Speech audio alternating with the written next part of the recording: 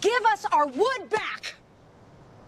You called it trash! By the time the third dump trailer rolled through the service lane behind Caleb Turner's property, the morning had already acquired the kind of hard metallic brightness that made every fresh tire track look deliberate.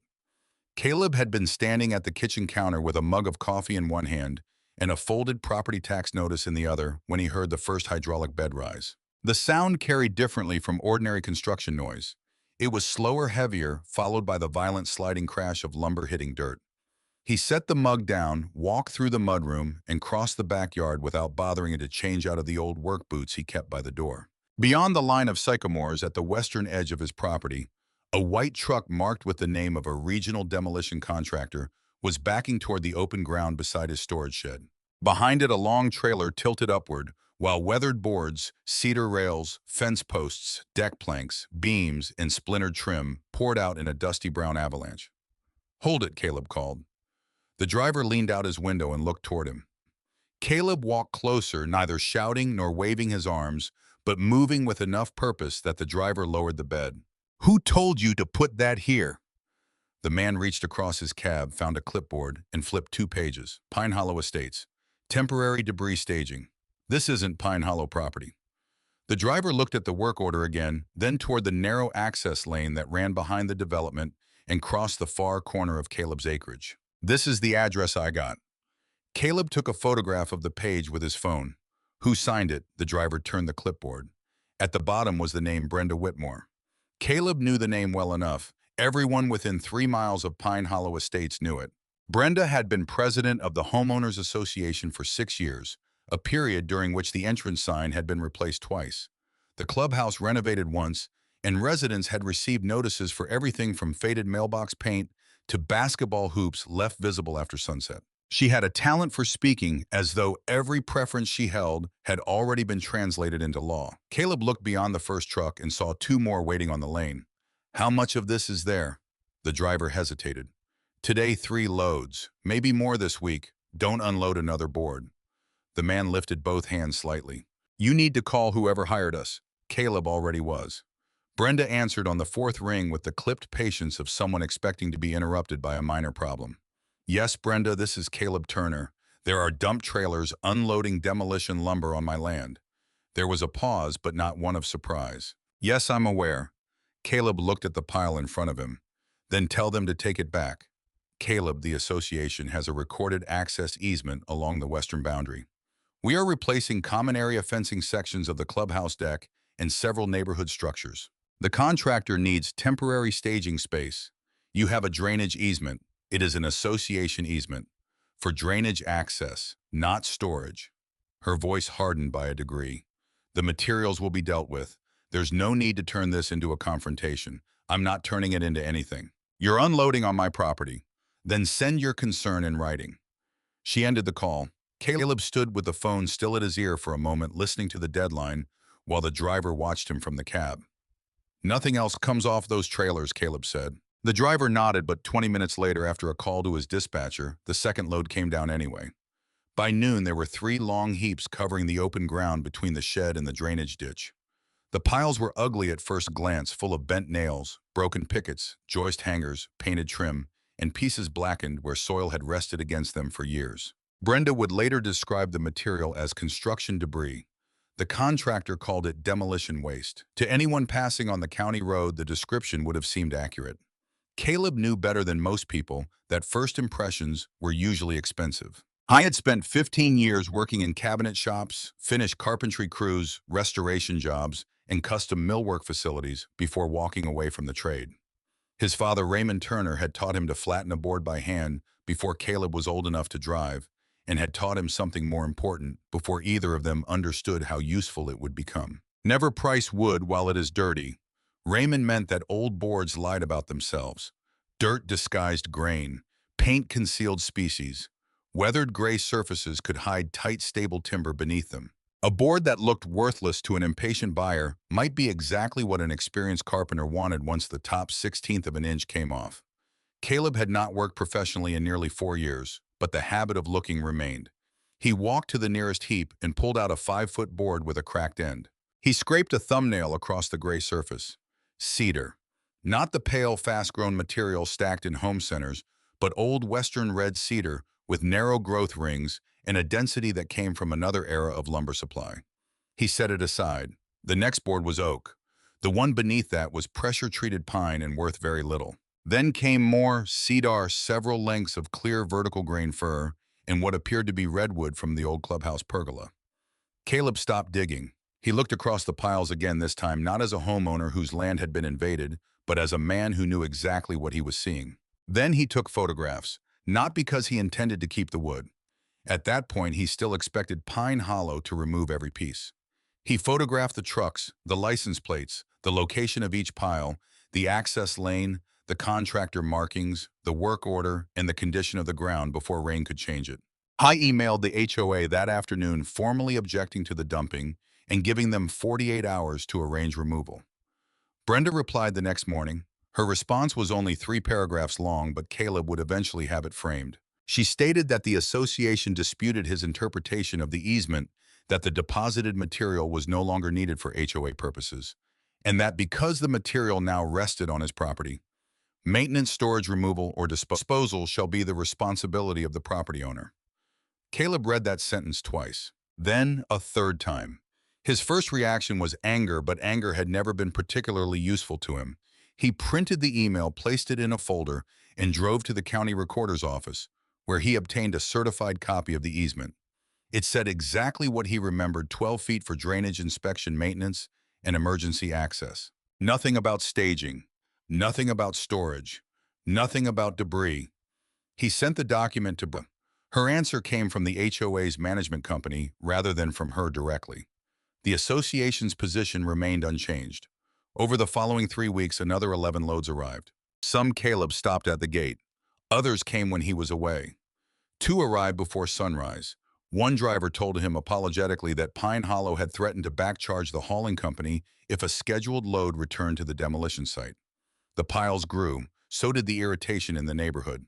From the newer houses on Aldercrest Drive, residents could see the upper edge of the lumber beyond the fence. A few people complained that Caleb's property had become an eyesore. One man posted in the neighborhood's private social media group that Turner had apparently started a junkyard. Another suggested the HOA should fine him. Brenda did. The first notice cited unsightly outdoor accumulation visible from common areas and demanded correction within 14 days. Caleb read it at the same kitchen counter where he had taken the first call. He actually laughed once quietly because the absurdity was too precise to feel accidental. Pine Hollow had dumped the material, refused to remove it, declared it his responsibility, and was now threatening to fine him for possessing it. He wrote back with photographs. No response. A second notice arrived, then a third. The fines reached $1,250. That was the afternoon Caleb stopped asking them to remove the wood. He went into the old workshop behind his house, pulled the cover from his father's cast iron joiner, and stood for a while in the smell of dust, cold steel, and old machine oil. The shop had not changed much since Raymond died. Caleb had sold some portable tools and boxed most of the hand planes, but he could never bring himself to clear the place completely. The table saw still sat in the center. The 20-inch planer was against the north wall. A wide belt sander Caleb had bought, used during better years, occupied a corner beneath a sheet of canvas. Silver dust collection ducting ran overhead like empty plumbing in an abandoned factory. Caleb opened the breaker panel and looked at the labels. Jointer, planer, saw, dust, lights. He flipped the lights first, then the dust collector. The motor complained, turned slowly, then gathered speed until the pipes began to hum. Caleb walked outside, chose the cedar board he had first scraped with his thumbnail, carried it into the shop, and set it on a pair of sawhorses. He spent 20 minutes pulling nails. Then he ran a handheld metal detector across the board, twice trimmed the damaged end, and took a shallow pass over the joiner. The gray surface disappeared. Under it was a deep reddish-brown grain, straight and tight, with a color so rich that for several seconds, Caleb simply rested his palm on the newly exposed face. His father had been right. Wood lied when it was dirty. For the next month, Caleb worked after dinner and before sunrise. He did not make furniture at first. He made order. Pressure-treated material went into one row because it required separate handling. Split and rotten boards went into another. Reusable cedar was denailed, scanned, trimmed, washed, and stacked with stickers between each layer so air could move around it. Fear went beneath the covered lean-to. Oak beams were raised on sleepers. Redwood received the driest section of the shed. He logged everything: species, length, width, thickness, condition, estimated recovery, source structure when he could identify it. The work had a calming quality. It was physical without being mindless, repetitive without being dull, and it restored a rhythm that had been missing from his life since his father's death and the collapse of the small millwork partnership they had once imagined expanding together. Brenda, meanwhile, believed the problem was solving itself. Each week, the piles became lower. From her SUV on the service lane, she could see Caleb loading boards onto carts and moving them undercover. When another board member asked whether the Turner situation required legal action, Brenda said no. He got the message. In one sense, she was right. Caleb had finally understood exactly what Pine Hollow had given him. It was not merely lumber. It was inventory without an acquisition cost. And because Brenda had insisted in writing that the material was his responsibility, she had provided something nearly as valuable as the wood itself. She had provided a record of intent. The first piece Caleb built was not ambitious. He chose 8 cedar boards from the old pool enclosure, milled them square, cut away the damaged ends, and glued them into a top wide enough for a dining table. He left several nail holes visible, not because he lacked the ability to hide them, but because he liked the evidence of another life in the material. The base was made from salvaged oak beams, joined with wedged mortise and tenon joints in the style his father preferred. For 3 days, the unfinished table sat in the center of the workshop while Caleb decided whether it was worth completing. Then he sanded it, applied oil, carried it outside into the late afternoon light, and took 6 photographs. He posted them online with a simple description: reclaimed cedar and oak dining table, built from architectural lumber removed during a local renovation. One of one. He priced it at $4,800. Caleb expected questions. He expected someone to offer half. He expected the listing to remain online for several weeks. A designer from Columbus called the next morning. She drove out 2 days later with a client, ran her fingers across the old nail marks, looked underneath at the joinery, and asked whether Caleb could build another table 12 inches longer. "The material won't match exactly," he said. "That's the point," she answered. She bought the first table and left a 50% deposit on the second. Caleb stood in the shop after her SUV disappeared down the road, looking at the payment notification on his phone. Then he went outside and looked at the stacks. Until that moment, the value had been theoretical. Board feet, species replacement, cost, salvage percentages, and market rates were numbers a carpenter could estimate without believing that customers would actually pay them. Now the wood had spoken in the only language a business ultimately respected. Someone had exchanged money for it. Caleb began working systematically. He did not rush to build 20 tables because one had sold. Instead, he spent several weeks understanding what he actually possessed. He sampled boards from each pile, checked moisture levels, calculated waste from nails and rot, and researched prices for comparable reclaimed material through architectural salvage dealers and specialty lumber yards. The number surprised even him. The redwood alone would have cost tens of thousands of dollars to replace with material of similar age and appearance. Several oak beams were large enough to become mantels or structural decorative elements. The cedar decking once milled produced narrow boards ideal for cabinet doors, benches, wall panels, and table components. The total usable volume was difficult to calculate because the piles were irregular, but Caleb estimated that Pine Hollow had delivered roughly 60,000 board feet of material. After eliminating treated wood severe damage rot and pieces too short to justify processing, he believed about half could become saleable lumber or finished products. At wholesale reclaimed prices, the inventory could be worth more than $200,000.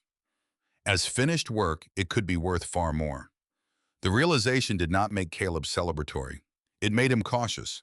A man who receives something valuable unexpectedly can lose it just as quickly if he confuses possession with success. He opened a separate bank account, registered Turner Heritage Millworks, renewed his liability insurance, and met with an accountant who had handled small manufacturing businesses for 20 years. He created batch numbers for the lumber, documented the origin of every load he could identify, and kept Brenda's email attached to the inventory records. His first large commission came from a restaurant renovating an old brick building downtown. The owner wanted a bar front and 12 tables with a weathered appearance, but did not want artificial distressing. Caleb showed him material from Pine Hollow's original entrance pergola. The job brought in just over $28,000. With part of the money, Caleb replaced cutter heads on the planer, upgraded the dust system, and hired one person. That person was not a stranger. His name was Marcus Bell, 58 years old, broad-shouldered, quiet, and recently laid off after a commercial cabinet shop relocated production. Marcus had worked beside Caleb's father years earlier. On his first morning, he walked through the shop, looked at the machinery, and then at the cedar racks. Ray would have liked this. Caleb kept adjusting a fence on the table saw. He would have complained about the layout. Marcus smiled. That too. The two men worked well together because neither felt the need to fill silence. They processed lumber in the mornings and built orders in the afternoons. Within 3 months, Caleb hired a younger finisher named Elena Ruiz, who had spent years in a furniture restoration studio and understood color in old wood better than anyone Caleb had met. The business did not explode overnight. That was one of the reasons it survived. Orders arrived gradually, then regularly. A local architect specified Turner Heritage cedar for a lake house mudroom. A design firm commissioned 2 conference tables. A builder purchased reclaimed oak mantels. An online feature about adaptive reuse brought inquiries from outside the state. Caleb still drove the same truck. His house still looked the same from the road. The most visible difference was that the piles Pine Hollow had left behind were gone. In their place behind the workshop stood neat covered racks labeled by species and batch. The ugly disorder that had caused neighbors to complain had become a controlled inventory system. Brenda noticed the disappearance and considered the matter finished. At a board meeting in early spring, the treasurer mentioned that the association had saved approximately $41,000 in hauling and disposal expenses during the previous year's renovation program. Brenda allowed herself a small smile. Sometimes, she said, good management is simply refusing to pay for avoidable costs. No one asked where the avoidable costs had gone. 8 months later, Pine Hollow began planning a new clubhouse.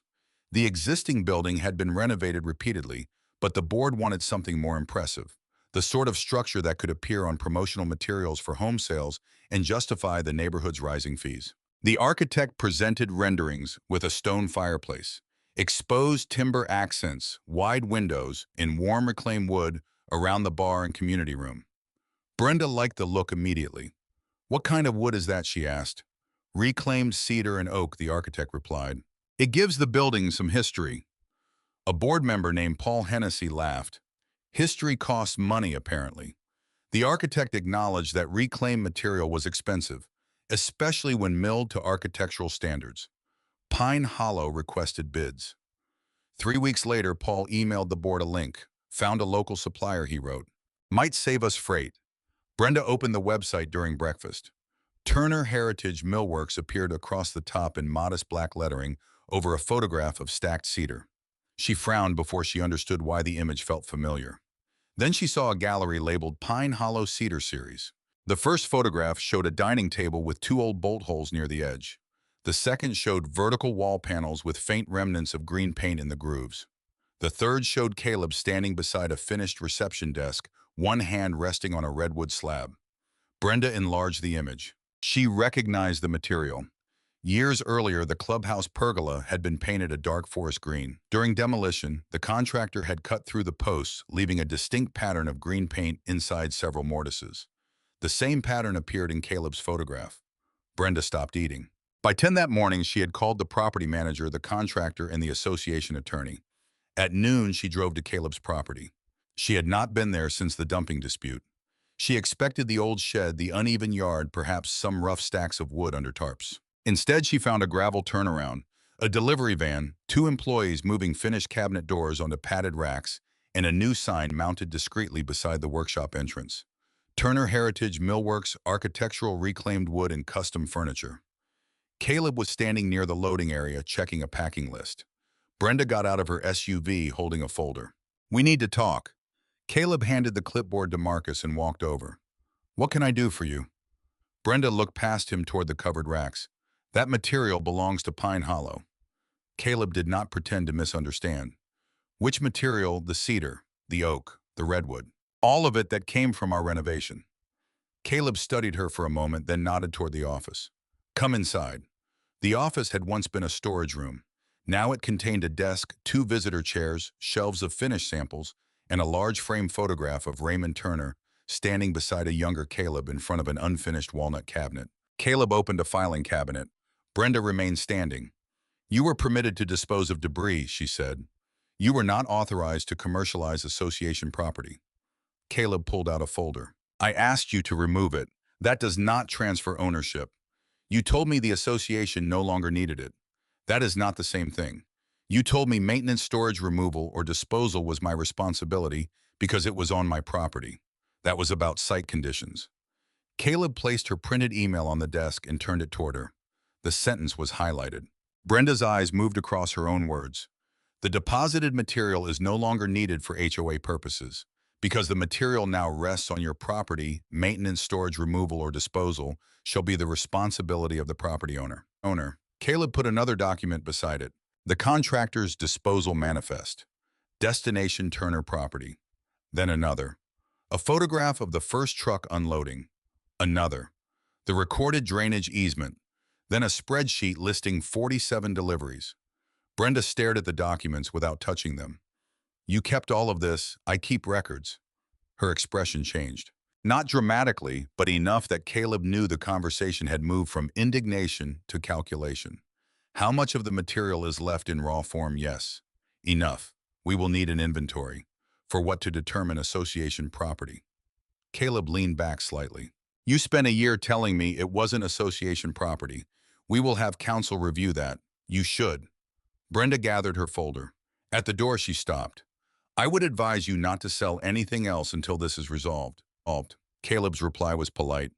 I'd advise you to read your easement before the next meeting. 3 days later, the certified letter arrived. Pine Hollow Estates demanded an accounting of all material removed from HOA structures, asserted continuing ownership over any salvaged lumber, accused Caleb of unauthorized commercial conversion, and claimed damages of $147,000. The letter also alleged that Turner Heritage Millworks violated residential use restrictions and threatened fines, injunctive relief, and a lien against Caleb's property. Marcus read the letter in the shop while Caleb adjusted a set of cabinet doors. They really want to do this. Caleb took the pages back. Apparently. What are you going to do? Find out how much storage costs. That evening, Caleb did not go home when the others left. Rain had started around 5 and settled into a steady fall that drummed against the metal roof. The shop smelled of cedar dust and the mineral dampness that came in whenever the loading door opened. Marcus shut down the dust collector. Elena switched off the finishing room lights, and one by one the sounds of the business disappeared until only the rain remained. Caleb sat at the workbench where his father used to sharpen plane irons. The HOA's demand letter lay beside an old ledger. He had found the ledger several months earlier in a cabinet under a stack of sanding belts. It belonged to Raymond. Most of the pages contained the ordinary arithmetic of a working carpenter. Material costs, job addresses, deposits, blade replacements, hours, and notes about customers who paid late. Near the back, however, Caleb had found a page headed Things Worth Keeping. There were no numbers beneath it. Raymond had written only a few lines. Good tools, dry wood, people who keep their word, enough room to work, a name you are not ashamed to put on the door. Caleb had read those lines many times since reopening the shop, and he read them again that night. The threat from Pine Hollow bothered him less because of the money than because it tried to rewrite the history of what had happened. Brenda's letter treated every hour. Caleb had spent pulling nails, sorting boards, scanning for metal trimming, rot, drying stock, maintaining equipment, finding customers, and building finish work as though none of it mattered. In the HOA's version, valuable material had simply remained valuable from the beginning, and Caleb had somehow taken advantage of it. That was not what had happened. The material had been a liability when Pine Hollow owned it. The association had budgeted money to make it disappear. It became valuable only after knowledge, time, labor, equipment, judgment, and risk had been applied to it. Caleb understood that distinction because his father had spent a lifetime explaining it. Customers sometimes looked at a finished walnut cabinet and asked how wood that cost a few $100s could become a piece worth several thousand. Raymond never became defensive. He would simply point around the shop. You're looking at the board, he once told a customer. The price is in everything that has to happen after the board arrives. Caleb closed the ledger and looked through the office window at the racks beyond the shop floor. There were enough Pine Hollow boards left to fill several large orders, but the company no longer depended on them. A truck from a church renovation was due Friday with 12 old pine beams. A demolition contractor had called that afternoon about maple flooring from a courthouse annex. A hotel project had requested samples. That realization changed the shape of the dispute. Brenda believed she had discovered Caleb's weakness because she had discovered the origin of his inventory. In fact, she had discovered his beginning. The difference mattered. The next morning, Caleb met his mother for breakfast at a diner near the hospital where she had worked for nearly 25 years. She had known about the HOA dispute from the first week, but Caleb had spared her most of the details because she had a gift for worrying about problems that belonged to other people. When he showed her the demand letter, she read every page. They can take your house. They can threaten too. That is not what I asked. Caleb poured more coffee into his cup.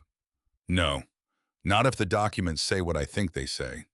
His mother looked at him across the table. You sound like your father. That good or bad depends on whether you're about to do something sensible. Caleb smiled. She placed the letter down and glanced through the window toward the parking lot. When you were 12, your father brought home 6 doors from that old hotel downtown. Do you remember? Caleb did. Raymond had stacked them in the garage for almost 2 years. His mother complained every winter because they took up the wall where she wanted to put shelving. He kept saying somebody would need them, she continued. I thought he was being ridiculous. Then that restaurant opened on Main Street and bought everyone. She slid the HOA letter back toward Caleb. Your father could make me crazy because he never saw junk the way normal people saw junk. Caleb looked down at the pages. Neither do I, apparently. No, she said. You never did. It was not a dramatic blessing, and Caleb would not have known what to do with one if she had offered it. What she gave him instead was something more useful. The reminder that his way of seeing the material had not begun with Pine Hollow. The HOA had supplied the wood. It had not supplied the judgment. That belonged to him. By the time Caleb left the diner, he had stopped thinking about how to defend the business. He was thinking about how to document the truth so thoroughly that Pine Hollow would have to choose which version of its own story it wanted to live with. If the wood had been abandoned, the association had no claim. If it had not been abandoned, then Pine Hollow had spent more than a year using another man's land as a private storage yard. Either answer had a price. The attorney Caleb hired was named Miriam Cole, and she had the unnerving habit of becoming quieter when a problem became more interesting. She practiced property and small business law from an office above a pharmacy in town where the carpet had not been replaced in 15 years and the conference table had a repaired crack down the center. Caleb liked her immediately because she spent the first 20 minutes reading instead of talking. I brought the easement, Brenda's emails, the delivery records, photographs, fine notices, contractor manifests, business inventory invoices, and the HOA demand letter. Miriam read the demand twice. Then she asked how many deliveries, 47, that I documented. There may have been 2 more before I installed the rear camera. Over what period? About 5 months. And the association claims the material remained theirs the entire time. That's what the letter says. Miriam folded her hands. That creates a problem for them. Caleb waited. If the material was abandoned, your position is straightforward. They put unwanted material on your property, refused to retrieve it, and expressly assigned responsibility for handling it to you. Their later regret does not recreate ownership. She tapped the demand letter. But if they insist the lumber remained association property, then for more than a year they knowingly stored their property on land they had no contractual right to use. Caleb understood where she was going. The easement. Exactly. A drainage access easement is not a warehouse lease. If they want to characterize this as storage instead of abandonment, then we calculate storage. Miriam began writing on a yellow legal pad. Land use, handling, environmental inspection, security, weather protection, sorting, equipment time, administrative costs, interference with your use of the property. Caleb almost smiled. And fines, oh, we are definitely discussing the fines. Over the following week, Caleb and Miriam reconstructed the entire episode from the first truck onward. A commercial outdoor storage yard within reasonable driving distance, quoted rates by square foot. A material handling company estimated what it would have charged to unload segregate move cover and maintain 47 loads. An environmental consultant provided a figure for inspecting old treated lumber and painted material before reuse. Caleb documented labor spent removing nails, separating hazardous pieces, moving piles, and restoring the site. Miriam was careful not to inflate anything. An unbelievable number is weaker than an ordinary number supported by records, she told him. The invoice they finally prepared totaled $186,400 before credits. Then came the line Miriam enjoyed most. Credit for material accepted and processed in lieu of disposal obligation, $132,000. Balance due, $54,400. Caleb sent it by certified mail. Pine Hollow's attorney called Miriam the following afternoon.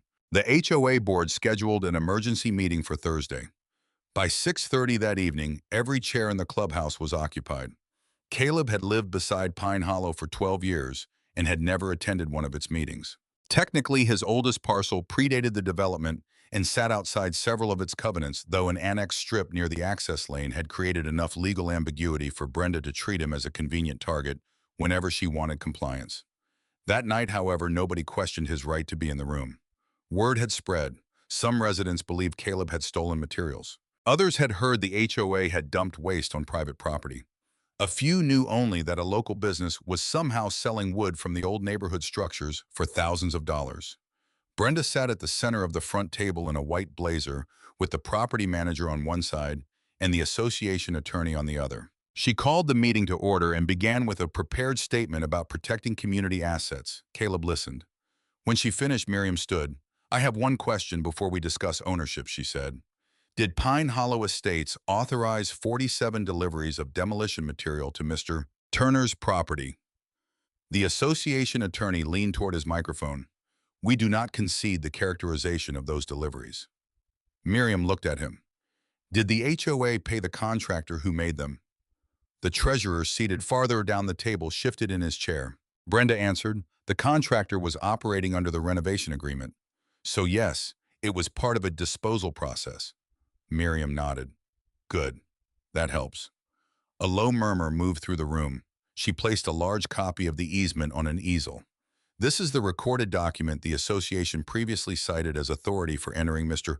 Turner's land. I have highlighted the permitted uses: drainage inspection, drainage maintenance, and emergency access.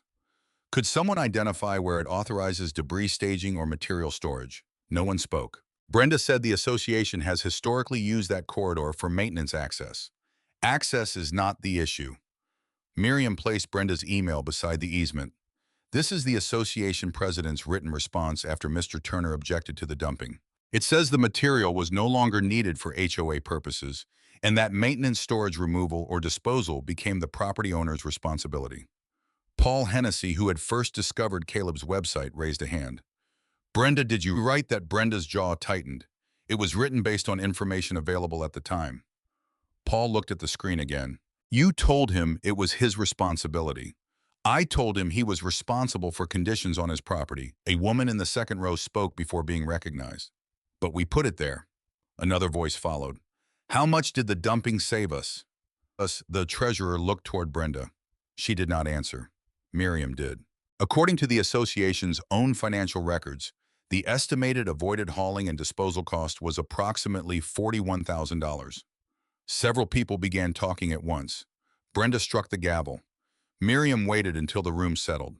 Mr. Turner repeatedly asked the association to remove the material.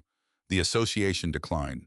It then fined him for the appearance of the same material it had placed on his land. That produced the reaction Caleb had expected.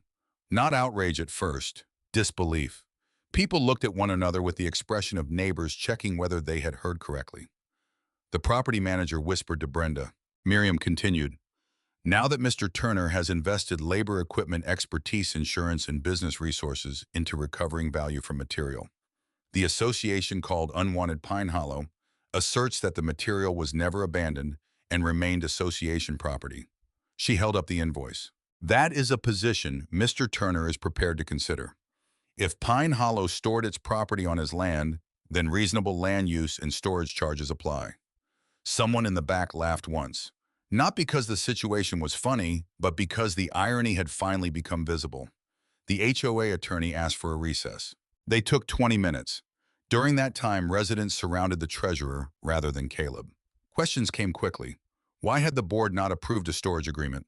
Why had dumping continued after Caleb objected? Who authorized the fines? Why had the disposal savings never been explained? Had any environmental review been done before? Old treated lumber was placed beside a drainage corridor. Brenda remained at the table. For the first time since Caleb had known her, she looked less like a person controlling a meeting than a person waiting for one to end. When the board returned, the attorney announced that the association would suspend all enforcement action against Turner Heritage Millworks while the parties entered settlement discussions. Miriam leaned toward Caleb. That means they want out. The final agreement took 6 weeks. Pine Hollow withdrew the $147,000 claim. It canceled every fine issued to Caleb in connection with the wood and reimbursed his documented legal fees. The association paid a confidential settlement that covered land use interference and part of the handling costs. It formally acknowledged that the drainage easement did not permit material staging. New procedures required board approval and written landowner consent before contractors could place association materials on private property. Brenda resigned as president 2 weeks before the settlement was signed. Officially, she cited personal reasons. Caleb never commented on that. He had already learned that victory was most useful when it changed what happened next. Turner Heritage Millworks continued growing.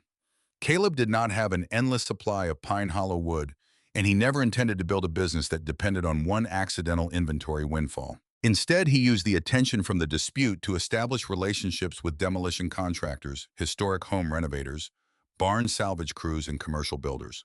The company developed a simple model. Before demolition began, Turner Heritage evaluated recoverable material.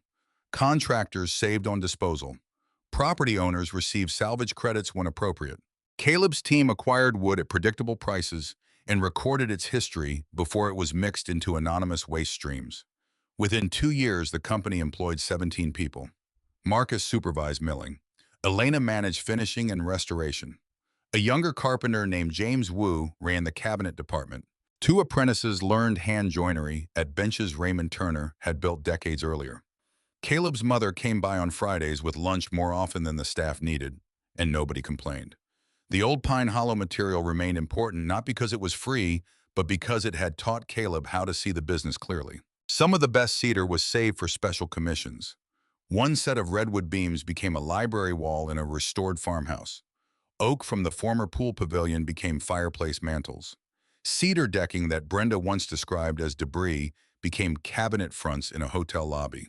The most expensive individual piece was a 12-foot conference table built from 3 matched oak beams. It sold for $18,600. Caleb photographed it before delivery. In the image, the table stood beneath the old dust collection pipes while late light came through the shop windows. A person who knew nothing about the story would have seen a beautiful object made from old wood. Caleb saw 47 trucks. The final irony arrived the following autumn. Pine Hollow's new clubhouse had been delayed by the dispute and then by rising construction costs. The architect kept the reclaimed wood concept partly because residents had already approved the design and partly because the material gave the otherwise polished building a sense of age it did not possess. The new board requested revised bids. By then, Turner Heritage Millworks had become one of the larger reclaimed wood suppliers within 2 hours of the development. Caleb received the request by email. Community Room Millwork Package, Pine Hollow Estates. Marcus found him reading it. You going to bid? Caleb looked across the shop toward the cedar racks. Why wouldn't we? The specifications called for wall cladding, a bar front fireplace surrounds, and several built-in cabinets. The architect wanted consistent color, visible character, and locally sourced material if possible. Caleb prepared the bid exactly as he would for any other client. Materials, milling, fabrication, finishing, installation. Total $128,600. Turner Heritage was not the cheapest bidder. It was, however, the only bidder that could guarantee enough reclaimed cedar of the age dimensions and local origin the architect wanted. 3 weeks later, the new HOA president, Daniel Mercer, called Caleb. He sounded uncomfortable but practical. The board has some questions about the material package. I figured. Would you come to the clubhouse Tuesday? Caleb went. The meeting was smaller this time. Daniel Paul Hennessy, the architect, the treasurer, and 2 committee members sat around a folding table in the temporary sales office. Samples from 3 suppliers were lined up near the window. Caleb's cedar was unmistakable. Its grain was tighter. The color was deeper. Small filled nail holes remained visible beneath the finish. Paul picked up one sample and turned it over. This came from our old clubhouse, didn't it? The room became quiet. Caleb looked at the board. Some of this batch did. Paul gave a short, helpless laugh. So we're buying our own wood back. Caleb could have made the moment cruel. He did not. It was yours, he said when you called it trash. Nobody answered for several seconds. Then the architect cleared his throat and returned to the specifications. Pine Hollow awarded Turner Heritage the contract. Caleb did not discount it. He also did not overcharge. His crew spent 7 weeks milling, matching, fabricating, and finishing the wood. When installation began, Caleb personally fitted the first run of cedar panels beside the new stone fireplace. Residents walked through during construction and commented on the material. Some recognized it, most did not. That seemed appropriate to Caleb. People often recognized value only after someone had done the work required to make it visible. On opening night, the clubhouse looked exactly as the architect had promised. Warm cedar wrapped the bar. Oak mantels framed 2 fireplaces. Built-in cabinets carried subtle marks from hardware that had belonged to structures torn down years earlier. Daniel Mercer found Caleb near the entrance. "You know," he said, looking across the room, "this whole place is going to end up being remembered because of that wood." Caleb followed his gaze. Wood remembers more than people think. Daniel smiled uncertainly, not sure whether Caleb was joking. Caleb was not. The next morning, the workshop was quiet when he arrived. On the office wall beside the photograph of his father hung 2 framed documents. The first was Brenda Whitmore's original email. The second was Pine Hollow's final purchase order for $128, $600. Marcus had suggested mounting them together. Caleb had resisted at first because he did not want the business to become a shrine to an argument. Eventually, he understood that the papers represented something larger than Brenda, the HOA, or even the money. One document showed what people said when they believed something had no value. The other showed what happened after somebody did the patient work of proving them wrong. Caleb walked into the mill where an apprentice was already sorting a new delivery of century-old heart pine recovered from a school renovation 2 counties away. Some boards were cracked, some carried layers of paint, some had nails buried beneath the surface. The apprentice held up one especially rough piece. "Think this one's worth saving." Caleb took it, brushed away a strip of dirt with the side of his hand, and studied the grain beneath. "Don't decide while it's dirty." The apprentice nodded and carried it toward the cleaning station. Outside, a truck backed toward the unloading area with another load of material that somebody else no longer wanted. Years earlier, Caleb might have heard that sound and thought only about the work ahead. Now he heard inventory. He heard wages. He heard machines running. He heard an order being packed for a family who wanted a dining table that would last long enough to become someone else's inheritance. None of those things had been visible in the first pile Pine Hollow dumped beside his shed. That was the lesson Brenda never understood. Value did not appear because a board had become expensive, and it did not disappear because someone powerful called it waste. Value could sit in the weather for years, gray and inconvenient, waiting for the person with enough knowledge and patience to recognize what remained underneath. Pine Hollow had tried to save $41,000 by making its problem somebody else's responsibility. Instead, it handed Caleb the raw material for a company. The association thought it was dumping debris on the land of a man too quiet to fight back. It never noticed that quiet people can be working. It mistook restraint for weakness, labor for surrender, and an ugly pile for an ending. Caleb Turner saw something different. He saw cedar under gray weathering oak beneath old paint, a workshop beneath dust covers, and a business inside a burden. Somebody else had been desperate to throw away. By the time Pine Hollow came back for its wood, the wood was no longer the most valuable thing it had given him. The most valuable thing was proof. Proof that what other people dismiss can become an advantage if you understand it better than they do. Proof that patience can compound just as surely as money. And proof that sometimes the strongest answer to a person who treats your property, your work, or your judgment with contempt is not an argument delivered in the moment. Sometimes the stronger answer is to build something they eventually have to come back and buy.